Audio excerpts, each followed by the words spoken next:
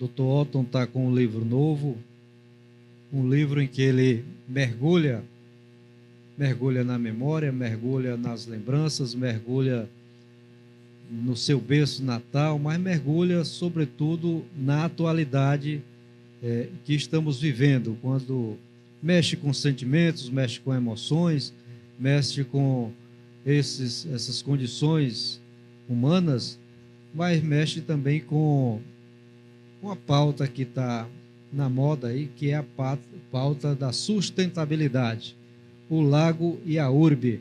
De onde saiu essa ideia, doutor Otton? Você que se dedicou na ficção a escrever romances urbanos ambientados aqui em Teresina, e a semelhança do nosso Fontes Ibiapina e também do Monteiro, do Lima Barreto, preferiu os excluídos. Nossos romancistas, antes disso, escreviam sobre as elites. Você foi para os excluídos. Por que essas opções?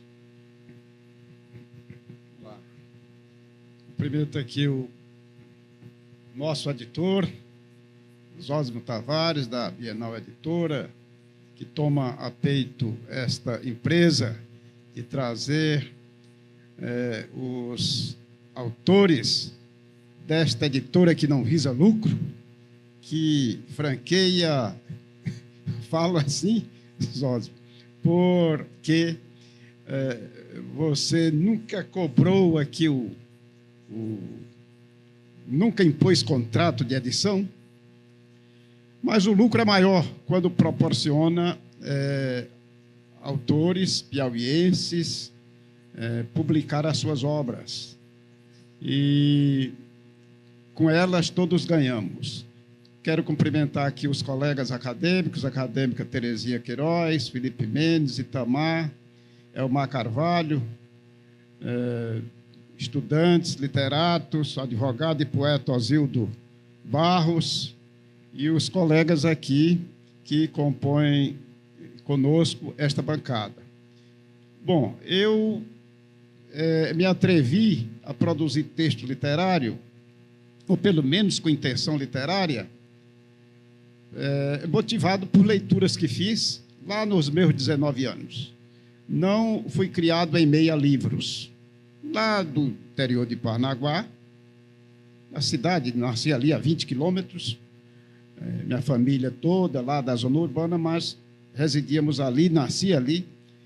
Então, eu fui tentado, depois que fiz, lá já pelos meus 19 anos, leituras de um romancista, não vou dizer de romancista, de um, e depois de um historiador, um romance histórico. Mas antes, eu fui sugestionado por declamações a pedido de professores. Entrei para a vida universitária, fiz a faculdade de Direito, sempre um vocacionado para o direito. Lembro-me dos meus tempos de faculdade, sonhava, como realmente cheguei a exercer, com a profissão de advogado, era funcionário público, né? Pude exercer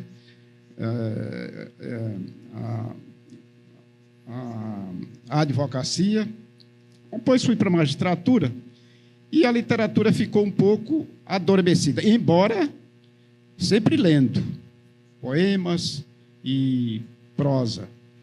E quando me decidi, depois de muitas leituras, muitas, mas não tantas, me decidi a escrever, eu estava em Oeiras, aqui na terra do nosso Moisés Reis. E lá eu me lembrei da minha chegada a Teresina nos idos de 1978 e a convivência em Teresina, nos tempos de universitário, e já como magistrado, as idas e vindas para cá, nos anos 80, e eu então resolvi não escrever lá sobre a minha terra, o meu extremo sul, mas sobre Teresina, sobre essa realidade nossa teresinense, que é a realidade nordestina e brasileira. Então, eu escrevi o romance Meia Vida, interpretando essa realidade. Ele referiu daqueles que lutam pela sobrevivência, com foco na feirinha do troca-troca. E é claro que prosa realista, costumo dizer, que temos que ter alguns pilares de realidade. Às vezes até personagens vivas, presentes no tempo da produção literária. Mas o mais é ficção mesmo. Tem que cumprir o propósito da arte. É invenção. É claro que todos nós, ficcionistas, bebemos nas fontes daqueles que produziram antes de nós. A literatura é isso, é sempre lendo os seus anteriores e tentando fazer igual, ou até ousando fazer melhor um pouquinho. Então, escrevi o Meia Vida, depois um livro de contos, depois eu achei que devia escrever mais uma outra obra sobre Teresina. Escrevi o Vozes da Ribanceira, ambientada na confluência dos rios Parnaíba e Poti, lá a partir do bairro Potivelho, aquela realidade, mas não era retratando a realidade em preto e branco. Aliás, colorida, multicolorida. Lembre-se da procissão de São Pedro. Então, eu peguei aquela realidade que eu observei, eu senti, eu vi, ouvi, e a partir dali, das minhas observações, mas não só trabalhando com esse material, as minhas leituras, das várias leituras que já fazia, da prosa nacional, alguma coisa da prosa estrangeira, algum estudo de temas de produção de texto, de teoria literária, ousei inventar, caprichando na língua, me precavendo dos defeitos na construção do texto. Enfim, é esse o labor daquele que se propõe escrever, com propósito artístico. Literatura é arte. Dizem que até a mais importante das artes, a arte da palavra é escrita. Porque a arte da palavra, nós temos aí a palavra oral, o teatro, etc. A palavra é escrita, literatura. Então, foi por aí. Também lá na prosa, no romance do Potivelho, trabalhei com aquela realidade dos ribeirinhos. E aí, com a presença de outras figuras, os pescadores, os oleiros, etc.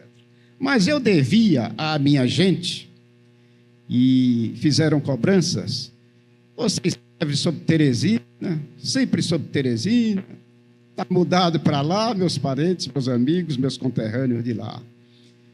E lá é muito em voga, de muito gosto daquela gente, principalmente dos mais antigos, tradições de famílias, etc., estarem sempre às voltas com leituras de obras de genealogia. Genealogia. Quando se diz que alguém escreveu e tal, alguns já lembram logo de genealogia. Genealogia da família dos Lustosa, Lustosa da Cunha, Lustosa Nogueira, que, aliás, é a minha, que chegou por ali nos idos de 1600 e tanto, para povoar aquele mundo sem fim de sertão do extremo sul, sertão de Rodelas. A lagoa já estava lá, evidentemente, né? E aí eu dizia, não, eu não vou escrever, não esperem livro de historiografia do Piauí, nem genealogia. Se eu tiver de escrever, vou escrever um romance, ambientado no nosso extremo sul do Piauí. É de minha característica também escrever prosa contemporânea, da minha realidade, da nossa realidade contemporânea, atual, os tempos de hoje. Então, retratar, testemunhar a minha época, para que, no futuro, A literatura não se preocupa muito em ser útil, mas, no fundo, a literatura também se presta a esse papel de ter alguma utilidade, né? Então, eu me proponho registrar o meu tempo, fazendo resgates de épocas pretéritas, evidentemente, mas com a preocupação de mostrar a realidade atual, sempre com propósito artístico. Não retratar em preto e branco a realidade nua e crua, não. Então, com a seca da Lagoa de Parnaguá, em 2015, eu achei esse fato real, esse fato real da seca da Lagoa, em 2015, que foi impactante, que deixou pasmada e aflita toda aquela gente do sul do Piauí, não só do extremo sul, que a Lagoa é um referencial, nunca havia secado. A cidade e a Lagoa são como o quê? Assim, formam uma simbiose. Evidentemente que a Lagoa é de antes, é de tempos imemoriais, claro. Ninguém sabe quando surgiu. É um lago natural, formado exclusivamente por águas pluviais, que caem sobre os rios e riachos, e a lagoa foi formada. 12 quilômetros de extensão por 6 de largura. Então, a cidade se via na lagoa. Aliás, literalmente, a lagoa espelhava a cidade, refletia a cidade. Toda aquela gente. E com a seca, foi um fato impactante. Peguei isso com a vivência que tenho.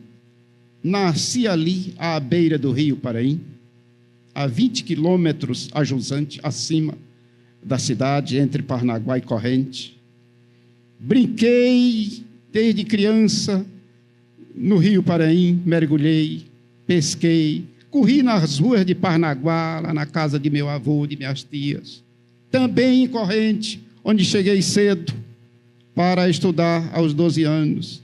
Conheço aquela realidade, tudo é muito vivo na minha memória, mas também o mundo da realidade nossa do Brasil, das pesquisas, das leituras, da prosa ficcional que leio, realista, gosto de prosa realista, embora incursione por outras modalidades, a fantástica, etc. E aí, e já concluo, essa narrativa é um romance de 83 capítulos curtos, mas incorporam um livro de 300 páginas, mais uma obra aqui pela editora Bienal, do nosso querido Osmo, e aí retratei de forma transfigurada aquela realidade. A partir da seca da lagoa, trouxe temas como o meio ambiente, os maus tratos ao meio ambiente, os cuidados que devemos ter com o meio ambiente. Criei personagens verossímeis, é claro, como falei ainda há pouco, com alguns pilares de realidade. A lagoa está lá, existe, é real. A Praça Marquês de Paranaguá é real. Referências a algumas figuras da terra, de passagem nas conversações, nos diálogos das personagens, avultam nomes como o padre Plácido Casanova Sanches, um pároco da paróquia de Nossa Senhora da Conceição, em Parnaguá, foi meu professor, me batizou. Então, mas eu disse lá aos parnaguaenses, no lançamento, fiz questão de fazer o lançamento em abril do ano passado, primeiramente em Parnaguá. Um fato inusitado. Fiz lá na Câmara de Vereadores. Nunca se tinha lançado um romance em Parnaguá. Toda a cidade foi mobilizada. Então, eu lá falei aos meus conterrâneos e parentes e amigos, lançando o romance lá em primeira mão. Depois lancei aqui na Academia Piauiense de Letras. E esse romance, que tem como ambiência Parnaguá e o extremo sul do Piauí, deixa os meus conterrâneos atentos, atônitos, porque não encontram figuras reais. Afora essas ligeiras passagens, o padre, mas assim, nas evocações de lembrança, o padre já é falecido, era um espanhol, o Marquês de Paranaguá, alguém fala lá, alguma personagem fala lá de relance, até dando uma futucada, que o Marquês nunca andou por lá depois de nobre, saiu de lá em lombo de burro para Salvador quando era jovem, meninote, nunca mais apareceu por lá. Mas isso as personagens conversando. Eu dou voz às personagens, romance em terceira pessoa, com as intervenções do narrador. Então, surge a prosa nessas 300 laudas, mostrando aquela realidade contemporânea, a agricultura de precisão, que estando já no oeste piauiense e numa parte já do extremo sul, pode chegar a Paranaguá. Eu crio situações. O fazendeiro que vendeu as suas terras e que criei lá a figura de um ambientalista que tem as preocupações de que a agricultura chegando lá pode provocar alguns estragos no meio ambiente. Lembre-se da lagoa que secou e as personagens nas conversações culpam aqueles que propulsores do progresso. Enfim, das falas das personagens vamos mostrando a realidade numa forma que me preocupa de proporcionar ao leitor algo interessante, algo gostoso de ler. Então, está aí a prosa em homenagem à minha terra, à minha gente do extremo sul do Piauí, que foi apresentada aqui pelo nosso acadêmico, confrade Felipe Mendes, ele que é economista. E como eu trago temas aqui da pecuária, da agricultura, da culinária, da economia, isso surgindo espontaneamente das conversações das personagens, da geografia, do clima, de tudo, da religiosidade, das pessoas, do jeito de falar, de agir, tudo aquilo lá. Então, o Felipe se desincumbiu, para meu contentamento, com uma bela peça de análise da obra. Falta ser publicada na nossa revista da Academia. Então, meus caros Osmo e presentes, eis aqui a minha modesta produção em homenagem ao meu extremo sul do Piauí, ao meu Piauí, a minha gente, mas não é algo que se deva ler dirigido só para aquilo lá. É livro, desculpem a imodéstia, com ousadia de ser abrangente, de falar aos brasileiros como um todo, porque situações que estão aqui, estão no Nordeste inteiro, estão lá no Oeste, estão no Centro-Oeste, estão no Sul. Então, quem sabe? Isso aqui não é só a ambiência, não é só Paranaguá, é a nossa realidade nordestina e brasileira. Obrigado.